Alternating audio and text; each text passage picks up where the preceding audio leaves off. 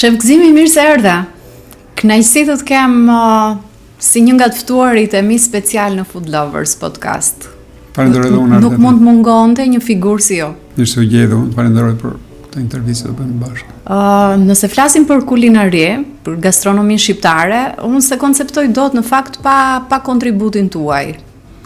Dhe nuk e di për shumë arsye, po e asocioj që gastronomia ka një figurë shumë prestigjioze kur kujtoj dhe kur mendoj pra që është shef Gëzimi, një nga ato kontribuesit më të vyer të fushës tonë.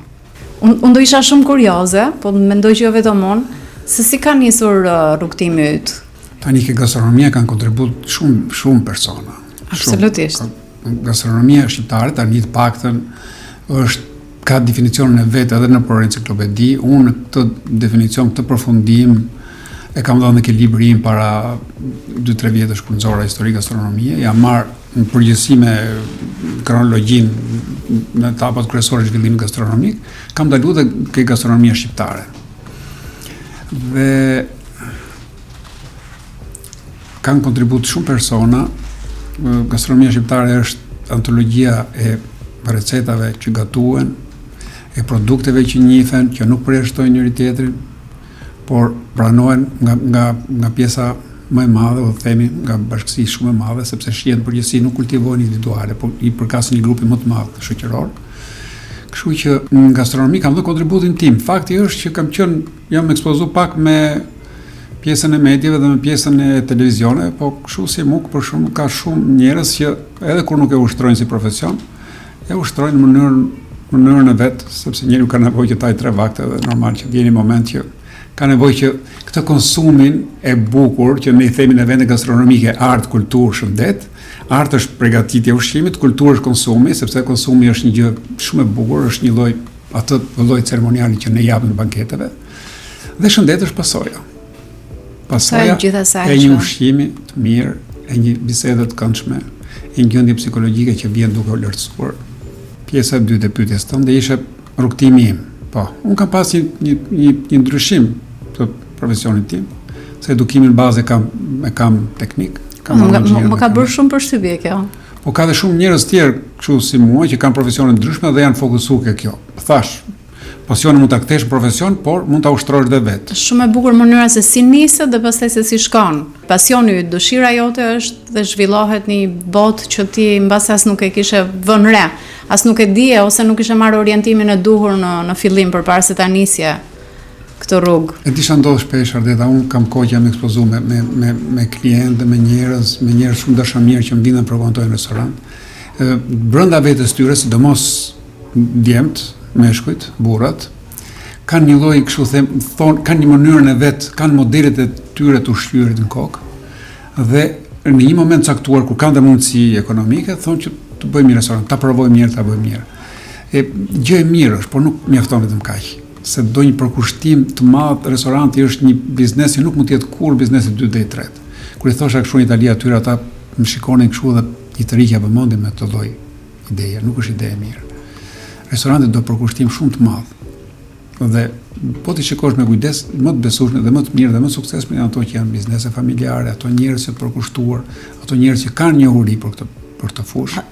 Aty do dilja, nis nga njohuria që ti ke për fushën që bën, nuk mjafton vetëm që të kesh para dhe të investosh. Po para restoranti nuk mbahet nga ato biznese që kanë një normë fitimi të madhe. Por faktet që njerëzit shkojnë dhe frekuentojnë vetëm për anë ceremoniale dhe shohin që aty diçka lun dhe i duket si objekt investimi. Unë nuk e mendoj këtë. Unë për vete nuk jam nisur kështu. Unë për vete kam dhe dimensione tjera, kam kështu me artet pamore dhe aty ku jam tani punoj zakonisht gjatë javës me evente ose me grupe turistike ose me grupe jo a la carte të hapur. Në fund javë jam i ekspozuar për njerëzit, për klientë. Këto që ka dëshirë të vinë. Po, ata që kanë dëshirë, kryesisht që rezervojnë. Dhe kjo më bën që të kem kohë pak më të lirë vetë. Kështu që merrem edhe me ato hobit e mia, me ato punët që aty janë. Aty ku ti merr dhe frymëzimin tënd. Aty ku jetoj jetën time me mënyrën time. Por ta thash edhe përpara që ka shumë njerëz që e kanë këtë me grupe të vogla Dhe i duket sikur po kështu është restorant. Nuk është, ka një ndryshim nga ajo që organizon me grupe të vogla, për familjet, sepse sot kanë mundësi që investojnë në atrecatura. Marrin fura shumë të mira, marrin qenura shumë të mira, gatuajnë të gjitha. Ja, ndryshon ajo me sistemin restorant. Restoranti ka kohë para përgatitore shumë të madhe, kohën ekzekutive ka të vogël. Dhe është ndryshe kur ti gatuan për kënaqësinë tënde, për miqtë e tu dhe konsumon një gotë derë duke ndonjë ose çfarë do. Dhe pastaj përfundon banket. Restoranti nuk e ka këtë. Restoranti ka përgjegjësinë shumë të madhe. Ka kushtet e kontrollit ushqimor, ka shumë të rrepta, duhet veprosh komplet sipas një protokolli, sipas një protokolli të caktuar. Nuk duhet ta lësh të ekspozohet me temperaturën ambiente asnjë nga proteinat, sepse në 4-5 orë ekspozim dhe ngarkesa baktereve rritet në mënyrë eksponenciale. Kështu që duhet të jesh shumë i kujdesshëm për këtë. Nuk mjafton vetëm kontrolli i temperaturës frigoriferëve ose kushtet e pastërtisë ose këto gjëra të tjera. Kështu që duke qenë se ka këtë lloj impenjimi, nuk ke kënaqësi gjatë kohës që nëse ti je aty për të kënaqur të tjerë. Je gjithmonë në funksion klientit. Ti je në funksion punës aty, ndërsa angazhimi im në grupe ose prania ime në grupe njerëzish që janë shihehollë dhe që janë nderdashës, janë ushqimdashës, po. Kjo është kënaqësi vetë. Do zakonisht bëj edhe restoranti, po shkoj edhe në përvende të tjera ku ftojnë edhe kjo është kënaqësi njeriu. Aty është pjesa ku ti integrohesh me miqtë tu edhe heq si thua përgjegjësinë për të shërbyer dhe për të gatuar për tjerët. Aty kam qenë. Është ai momenti që ti ta ndjej edhe unë që shërbimi është ta shijoj atë pjesën e shërbimit. Por aty besoj nuk del dot nga profesioni, se aty je gjithkohës në diçka, po, do ndërhysh diçka se do shoh. Kjo, shiko, kemi modele ushqimore dhe kemi regjime ushqimore. Njerëzit ke modelet ushqimore nuk bëjnë shumë përpjekje. I shohin ngatshëm modelet e tyre dhe kur bëjnë, po të shikosh tani copy paste janë gjithë menut e agroturizmit. E njëjta teknikë, e njëjta mënyrë shërbimi. Çfarë bën shefi? Kur ti bën 80% të rasteve është ti hap aty dhe ti duhet të zgjedhësh vetë ato produktet. Po ti këtë mënyrë ushqimi bën në shtëpinë tënde. Çfarë ka bërë shefi? Çfarë kombinimi ka bërë? Çfarë suku ka bërë? Çfarë kremi ka bërë? Çfarë radhe menue ka bërë? Ne studiojmë atje ke bioteknologjia. Kush është dora e shefit aty? Ushtrimi i gastronomisë, përfundimi i gastronomisë është krijimi i menus. Studimi i produkteve, studimi teknikave, hartimi menus. Menuja ka pjesën morfologjike që janë recetat, ka dhe pjesën e plotë sintaksore që janë recetat organizuar në menu. Momentin që një menu serviret, duhet jetë testuar, provuar çfarë efekti ka.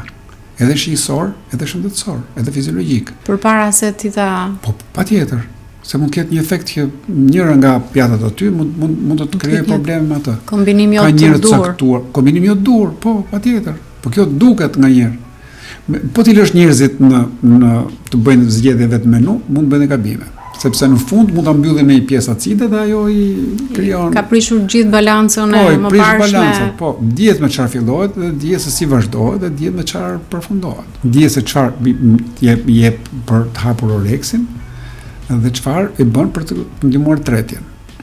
Prandaj në përgjithësi tani të gjitha sistemi bachelori i studimit bazat e gastronomisë është i pajisur me lëndën e traktit tretës. Dhe çdo pjesë e studimit të traktit tretës dhe mikrobiotës që është në intestinalin ton, është në funksion të përcaktimit të produkteve dhe mënyrës gatimit të produkteve, që t'jenë sa më të tretshëm fiziologjikisht dhe t'jenë për shëndetin e mirë.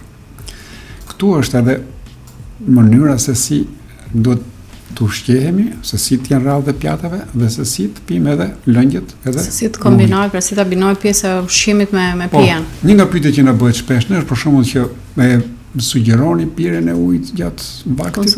Konsumi i ujit gjatë vaktit, që është një pyetje që bëhet në mënyrë shumë të shpeshtë, është i lidhur me traktin dhe është i lidhur me sfinkterit e ezofagut të stomakut, që është pak më elastik themi, dhe me sfinkterin e duodenit, i cili është sfinkter presioni që hapet çdo 20 sekonda dhe zakonisht krijon një ushqimin në ndonjë në stomak.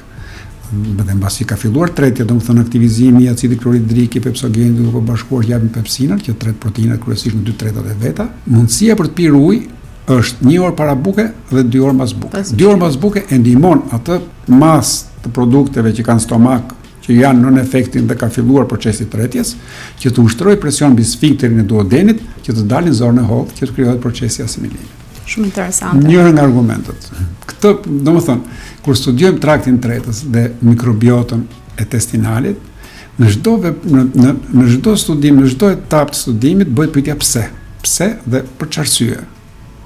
Duke lidhur me produktet që duhen përdorur, me mënyrën se si përgatitet receta dhe me radhën e pjatave që duhen konsumuar. Që duhet të vinë në renditje. Në fund të shekullit 19 ishte kështu që çdo ushqim i mirë është i mirë dhe për shëndet. Çdo ushqim i shijshëm është i mirë për shëndet. I shëndetshëm, që nuk njifeshin efekti vitaminave i tyre të nuk kishim asnjë lloj informacioni, ne ushqeshim si nevojë, dhe shijonim ushqimin, dhe thonë ajo që të shijon është i mirë për shëndetin, për mirë, kupto? Dhe ti nga njëra abuzoje me ato, kupto? Megjithatë nuk ishte kjo, për shembull, pse do ta them këtë, që në përgjithësi ushqimet që të shijojnë, të tundojnë. Efektin më të dukshëm e kanë ëmbëlsirat. Ato që shijojnë, ti ke dëshirë që ti konsumosh. Bile, ëmbëlsirat kanë një gjë që kalojnë në një sistem kështu që njeriu mundet t'i marrë edhe t'i hajë vetëm. Çohet në një moment caktuar shkon për efekt konsumon. Gjën duke ngrënë ëmbëlsira. Gjën duke ngrënë ëmbëlsira vetëm, jo ti jetë me shpesh herë bëj dhomtë. Po zonjat nuk e quajnë vakti, po zonë ëmbëlsira. Ndërsa burrat mund edhe mos thanë ëmbëlsira.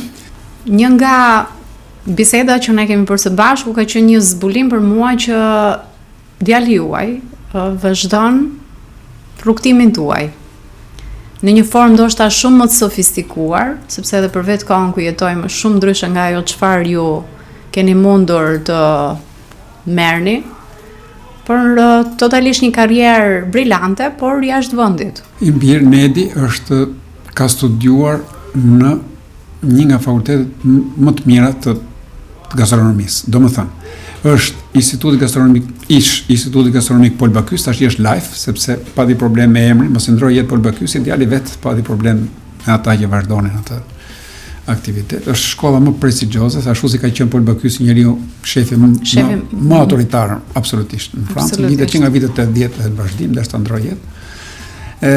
Një shkollë manuale por edhe teorike dhe njihet nga Ministria e Kulturës së Francës si bachelor.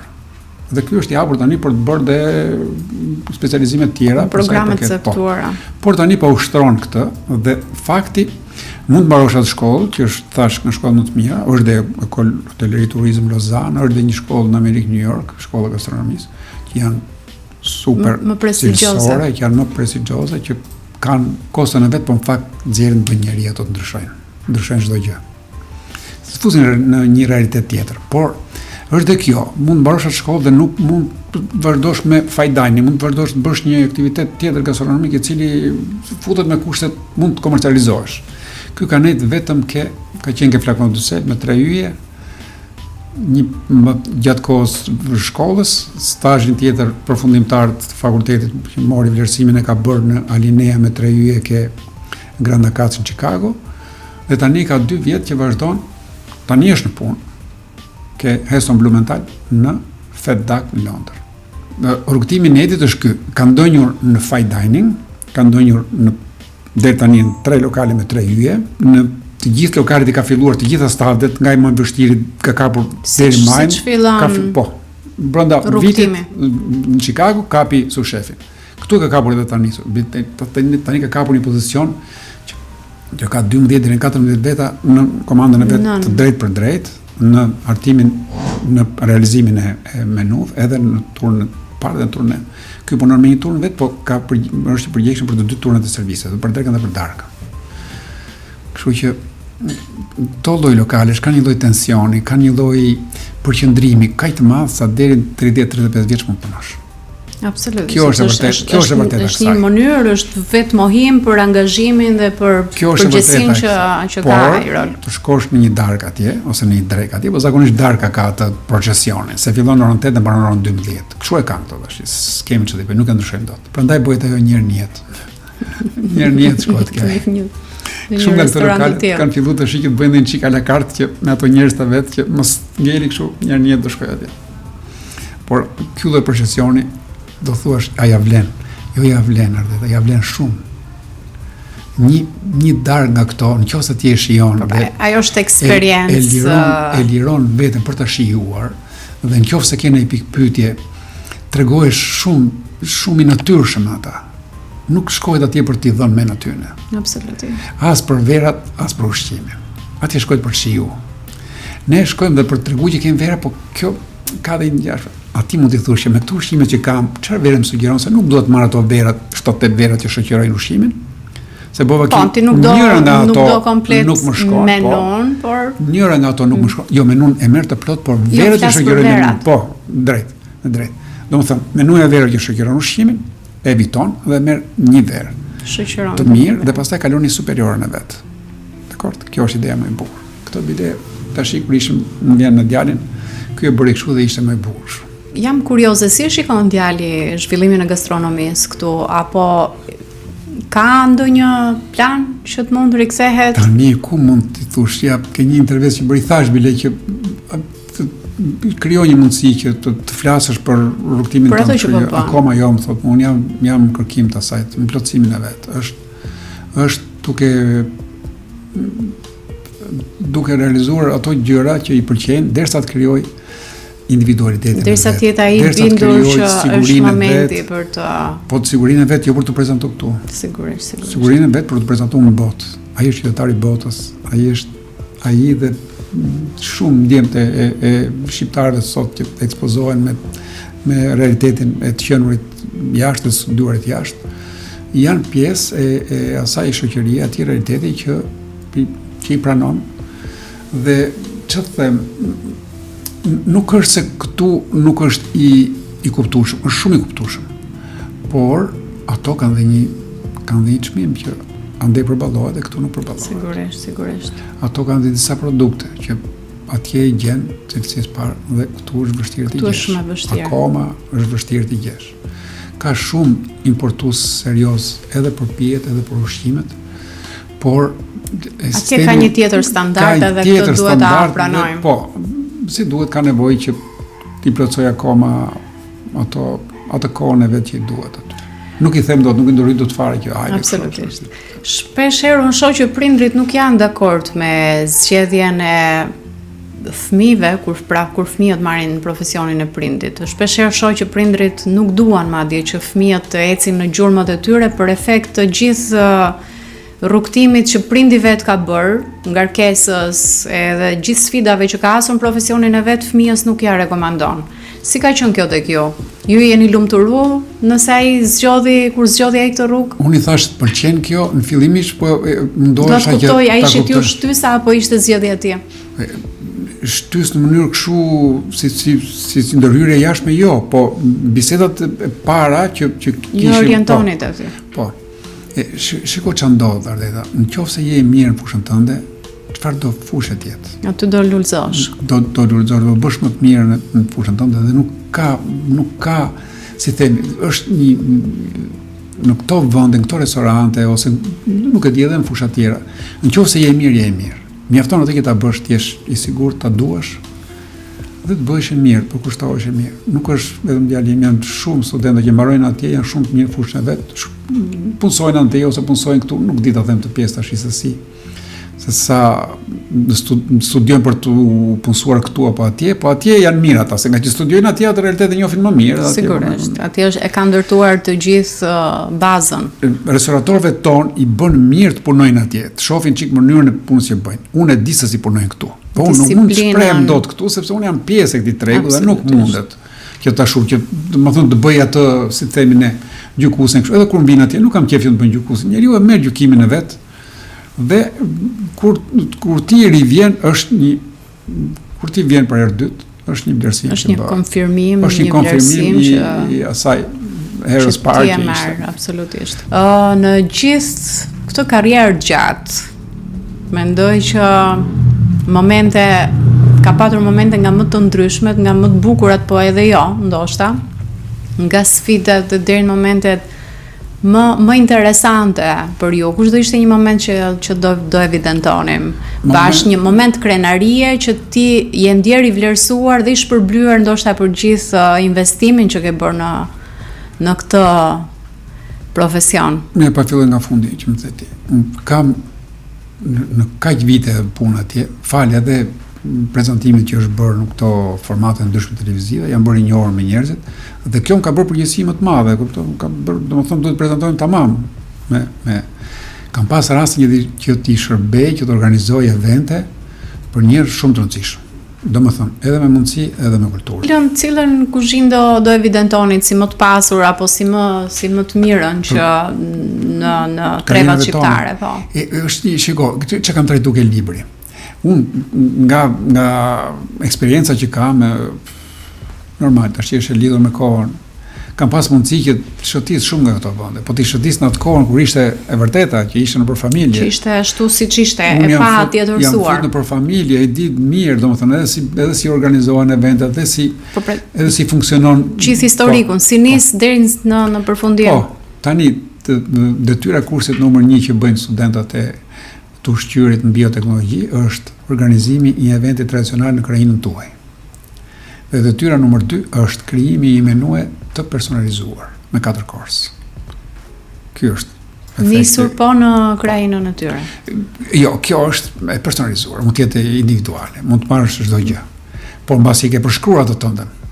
Atëherë pa mundësisht që ti mos ndikohesh. Ti aty do rrotullosh. Kjo është sepse nuk ka tavolinë midis njerëzve që jo vetëm që punojnë në këtë industri dhe në këtë profesion, po dhe njerëzve të çfarëdo lloj profesioni që mos të bjeri biseda në udhëtime dhe mos kryqëzohet me gastronominë. Është e pamundur. Është e pashmangshme.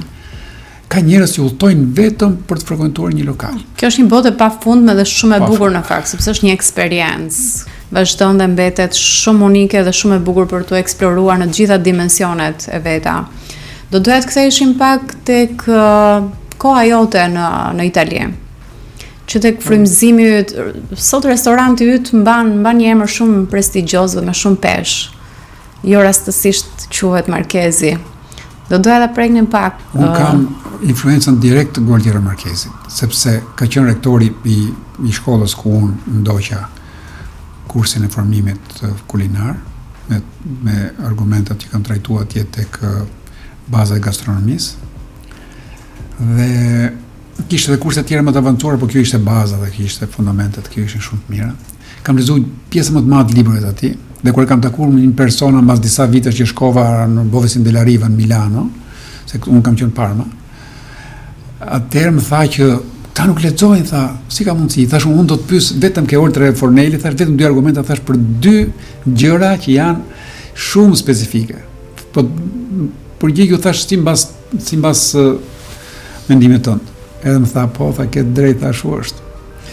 Ai përdorte një lloj bjamit të gjendrës mbiveshkore, që është një mrekulli, është një patjetër që është e njohur që në kohë vjetra, por ky e përdorte vetë, e kalonte në banjomari, avullonte ujë dhe ky shkrihej. Pastaj kthehej në një strukturë të fortë, por që lehtësisht e shkrishme, për të bërë grilën, për të bërë filetën, për të bërë këto, dhe ka një aromë shumë të mirë. Temperaturën e ka. Një tjetër shije.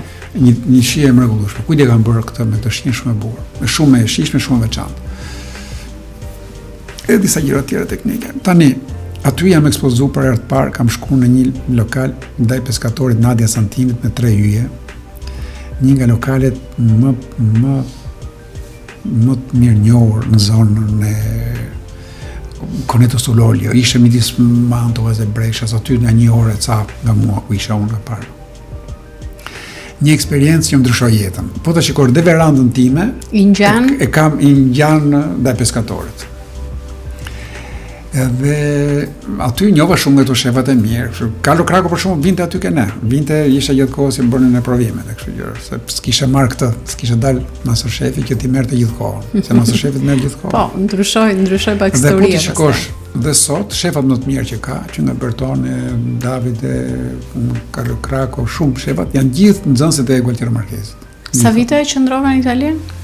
Për një periudhë 2 vjet e gjysmë shkova disa herë. Bëra edhe praktikën e sallës, bëra edhe kursin e kuzhinës. Këto janë në 2 restorante që me shpenzimet e mia, sepse një investim. Po shkove i punësuar atje, të fusin në vende ku duan ata. Jo, si është unë sot. Ai paguhet, unë nuk paguhesha, por pata mundësi që të merrja të kapja eksperiencën për të cilën ti shkove. Si organizohet kuzhina dhe si shërbehet salla. Kam qenë në shërbim sallë dhe sot mundohem që t'i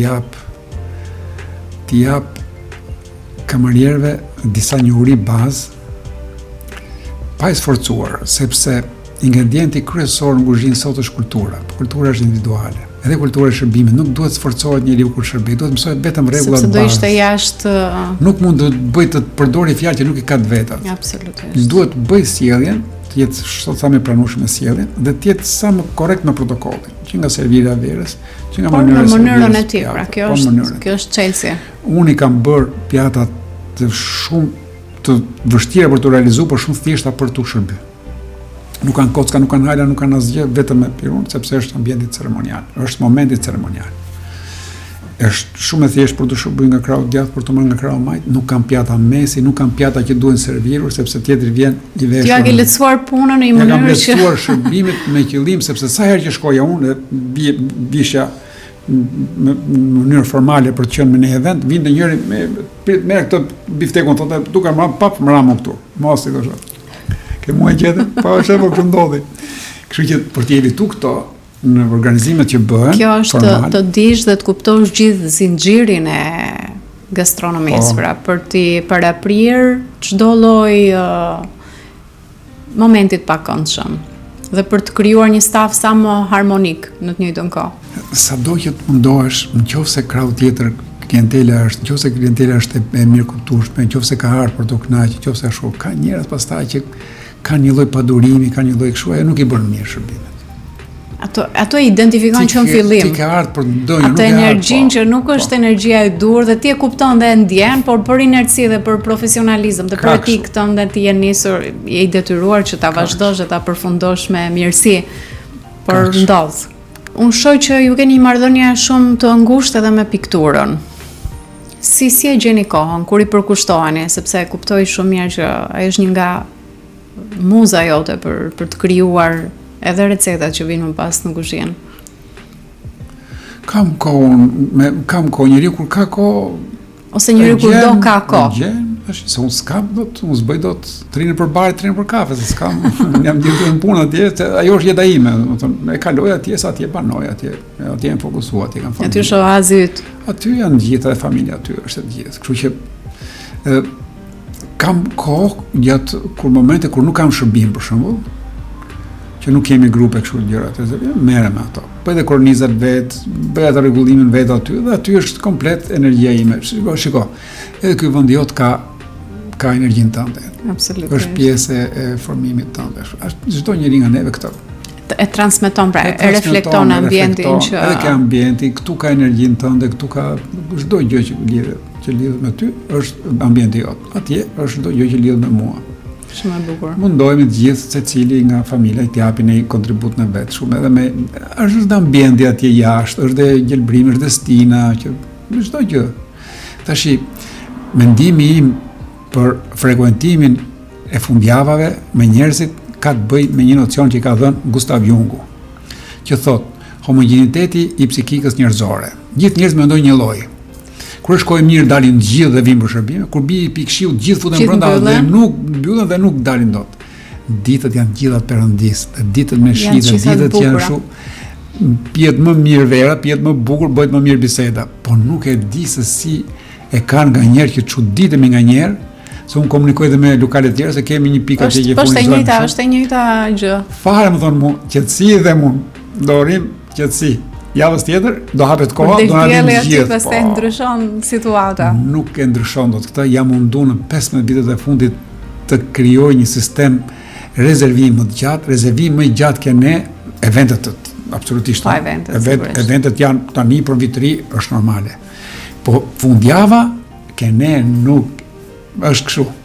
12 na vim orë 1, po pse do më rezervim është? Një orë përpara. Rezervim është ky dhe mua, çfarë rezervim është ky tash? Po e njoh pa fare këtë. Rezervimi të paktën do të bëj 24 orë përpara. Sepse më kushtozon mua, unë mbyll, them kam 40 veta sot me menu degustimi dhe përgatis 50 porcione, fjala vjen. Por nuk mund të përgatis 100, sepse ku do t'i servir nëse nuk më vjen? Po mund të vinë të rastishëm ato, po nuk erën të rastishëm. Këtë ka sistemi fine dining. Ndërsa sistemi tjetër që i pret vërtet me gjithë kockën e vet, pjesës nodit, kurizit, fileto kundra fileto ose vetëm kundra fileto, dhe i thot atyre që janë qindjeve të kezëve i thonë pa i dhaqe këto, po e njëjta gjë është pjesa e kurizit kundra filetos, ajo është që kalon grill, jo është do pjesë anatomike e kofshës kalon grill. Pjesët tjera gatuhen, po çdo pjesë anatomike sado e fortë qoftë, po të gatuhet me teknikën e vet, ka shihet veçantë. Të gjitha pjesët anatomike kanë shihet veçantë. Bilet duhen përdorur në receta të veçanta, jo me të njëjtin marinim, jo me të njëjtin teknik, që prandaj kanë emrat e vet.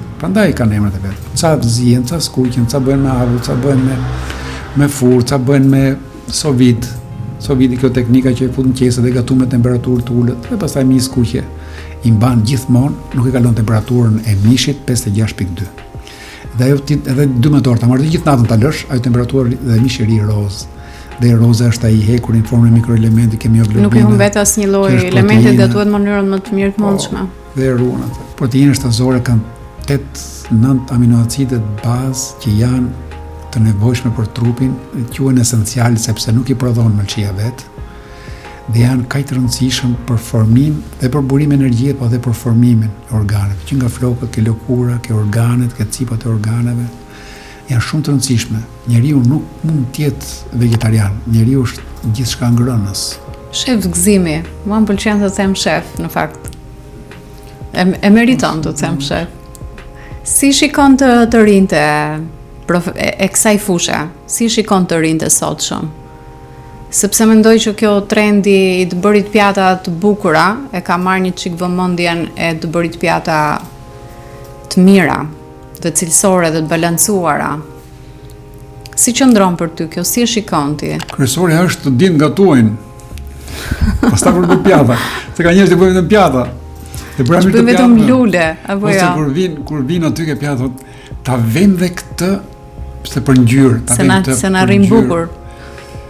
Kjo fjala për ngjyrë është një lloj kështu, është një lloj dekori më tepër, ndërkohë pjata vetvete është gjë e plotë, është gjë që ka interpretim. Dhe interpretimi i pjatës lidhet me analizën semiotike dhe sensoriale. Semiotike është vendosja e produkteve, produkti kryesor dhe shoqëruesit, në pjatë pa kriju tensione ose një farë mënyre që të krijoj një spacio dhe aty hyn edhe dekori, edhe ngjyra. Po ngjyrat si pjesë e produktit, jo si pjesë, hajde ta vëmë një skemi të kuqe, bëjmë të kuqe. Vesh një pjesë të salcës që të dali themi nga një simfoni me një ngjyre dhe të futet me disa elementë tjerë. Po që të jetë pjesë e shijes. Kjo është analiza semiotike, analiza shijësore ka të bëjë me efektin që jep në senset tona. Për shembull, efekti që jep gjalpi, që e mban, që e ngro qiellzën, me efektin pungent shpus, që mund ta ketë spinaqi ose pikantet ose këto. Këtu dhe pastaj efekti mbrapa, ndërsa efekti regjistrues memori është retro gjithmonë, edhe pjeve dhe ushqimit. Efekti retro goksime që vjen, dakord?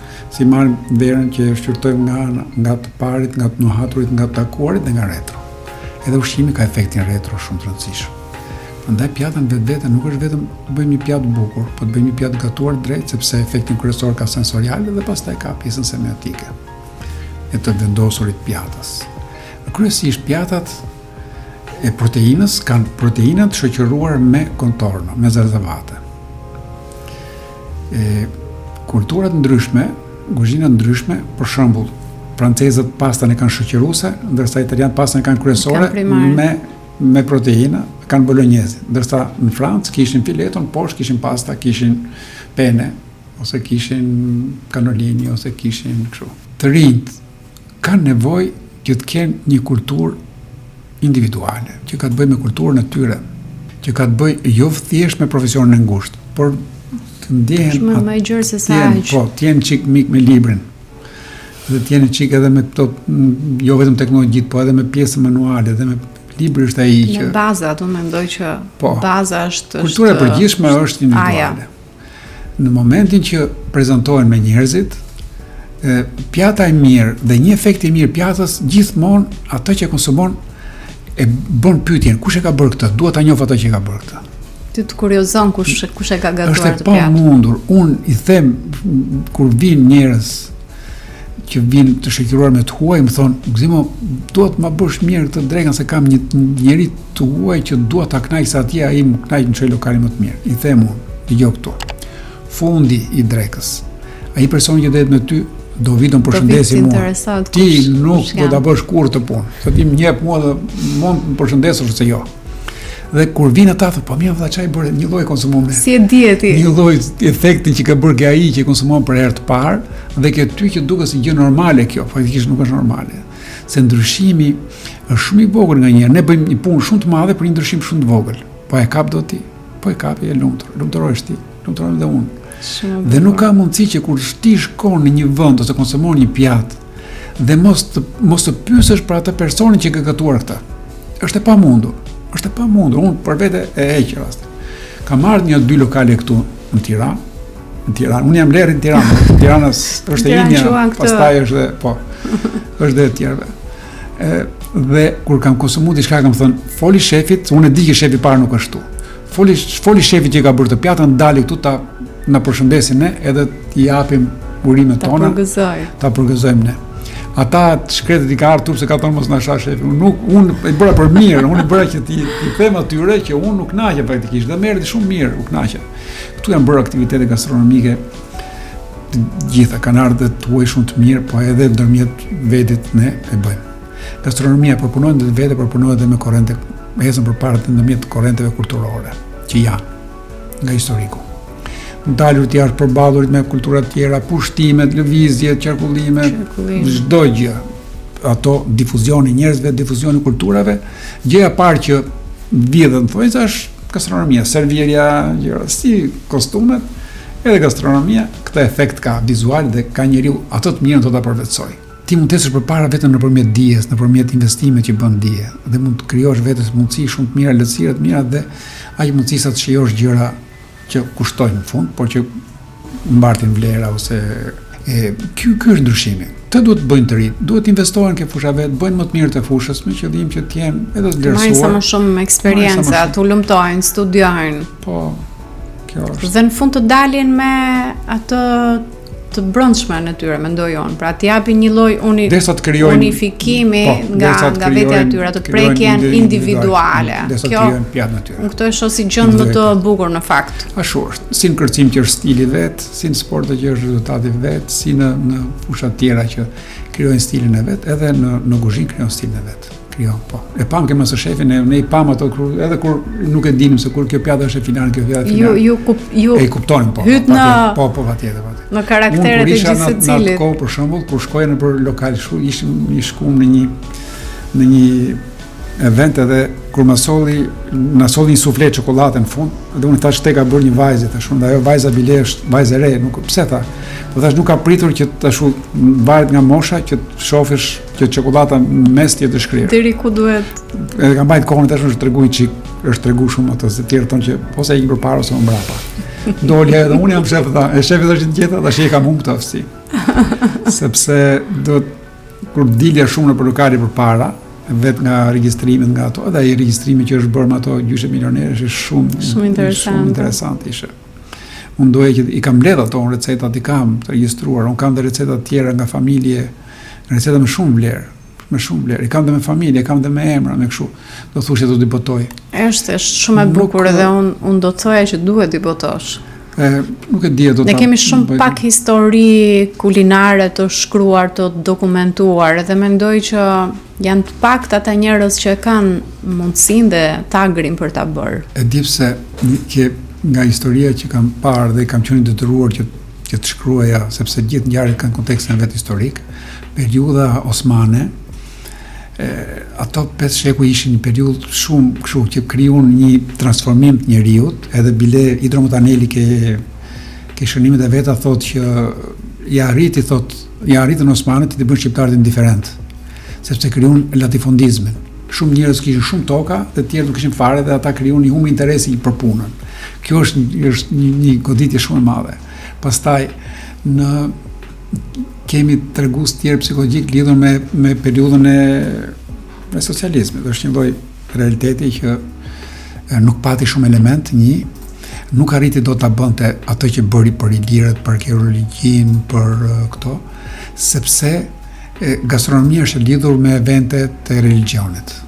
Pjesa më e madhe e gatimeve që njihen ka të bëjë me religionin, ka të bëjë me evente, ka të bëjë me, si them, me lindjen, me dasmën, po të gjitha këto kanë një lloj kurorëzimi, ka të bëjë me pastaj me Krishtinë, ka të bëjë me Pashkët, ka të bëjë me çdo, ka të bëjë me Ramazanin, ka të bëjë me Baramin. Gjitha këto. Po, sepse dhe nga që ai ishte një regjim, një sistem që nuk e njifte këtë pjesën e religionit dhe për kësaj humbin dhe antologjia jonë e gastronomisë. Për kësaj, për mua ky është faktori kryesor që nuk e promovuan ata. Dhe nuk bën pjesë ke Akademia e Shkencave, nuk e bën pjesën këtë gastronominë. Në fakt, dhe në Itali është bërë, historia është që në vitën 50 u kriju një gastronomi nga individ që ishin të fushës, dhe ato pastaj morën fonde nga shteti, dhe nëpërmjet atyre u bën botimet, dhe nëpërmjet atyre u bën ata pastaj promovues edhe, si themi, gjykues të restoranteve të tjera, u bën rritën antarësinë në restoranteve, të një akademie, themi, gastronomike, Akademia Gastronomike Shqiptare. Dhe qëllimi i kësaj është për të bërë fondin e gastronomisë. Fondi pastaj ka enciklopedi të termave gastronomik që ka dashur ta bëj Andrea Shunti, që ndroi jetë profesori. Unë i bëra hyrjen atij, po nuk e di e ka botuar atë libër, po unë e botova librin. Në fakt, unë mendoj që ky është një angazhim që duhet marr dhe duhet iniciuar, sepse unë kam përshtypjen që nëse pra nuk do ishit ju ato që do ta inicionit, për të përfshirë, për të përfshirë gjithë ato profesionistët që sot ekzistojnë dhe fatmirësisht janë, për të mbledhur gjithë bashkë dhe për ta bërë atë kontributin që unë mendoj që është i pa dokumentuar dhe fatkeqësisht, pra nuk është marrë asnjë lloj iniciative për ta çuar atje ku duhet. Nuk kemi të shkruar gjuhën dhe prandaj nuk kemi edhe shumë nga këto shënimet e tjera të gjithë fushave dhe të artit dhe të gastronomisë. Ka shumë fakte detaje, shumë interesante, ka shumë gjëra që jam dashur t'i lexoj dhe kam krijuar një narracion, një mënyrë të shprehuri, një mënyrë të rrëfyeri që elementin ton kulturor, sepse gastronomia është një nga dimensionet e kulturës të çdo populli, për ta evidentuar dhe për ta sjellë në formë më të mirë. Tash, po këto periudhë e fundit kanë qenë çik gri për neve, periudha osmane dhe periudha e komunizmit, nuk i kanë bërë mirë, sepse tash gjithë Evropa moderne thot hani si gjyshit tuaj. Eksakt. Hani si gjyshit tuaj. Domethënë bukën mos e përdorni shumë të bardhë, po përdorni bukën që është pak e zezë, që është gatuar para disa ditësh dhe thekeni sepse i bën më mirë mikrobiomës. Përdorni element pikant që nxisin prodhimin e lëngjeve të stomakut që me kalimin e kohës e humbin forcën e vet, pavarësisht nga refluksi. Refluksi nuk tregon që lëngjët janë të forta, përkundërzi. Lëngjët janë dobta. Ne duhet të marrim parasysh që t'i aktivizojmë ato lëngjë në mënyrë natyrale. Dhe një nga elementet është këto ushqime tradicionale, si kanë ngrënë gjyshit tonë. Falenderoj që më dhe mundësinë që të bisedojmë. Të falenderojmë pafund për gjithë çfarë solle, në fakt. Edhe unë më lejo ta them që ne jemi me fat që kemi njerëz si ju. Ju jeni një aset i gastronomisë shqiptare, pa modesti. Falenderoj edhe një herë. Edhe të uroj këtë rrugë që ke bërë. Sa më shumë të evidentohen to që na vinë, që janë pjesë e realitetit tonë dhe që janë pjesë e kulturës tonë, aq më mirë do të jetë. Të falenderoj ashtëmas, Gzim. Edhe unë jo.